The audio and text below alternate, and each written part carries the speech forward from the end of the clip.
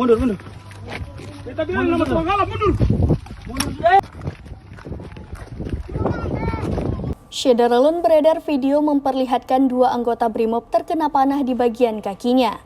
Namun, keduanya tetap berada di garis terdepan untuk menghalau massa yang terlibat saling serang.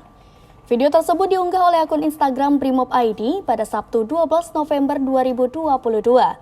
Terlihat panah masih menancap di kaki kiri salah satu BRIMOB tersebut, sehingga harus dituntun saat berjalan.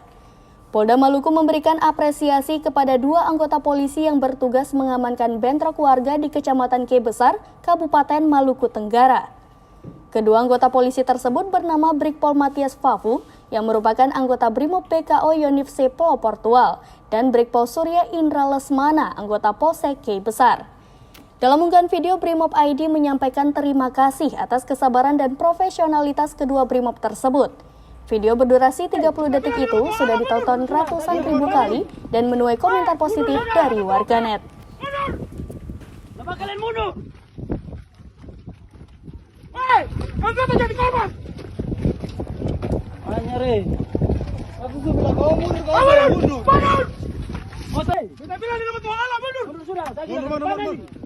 Hei, mundur sudah. Mundur. Kenapa kalian mundur?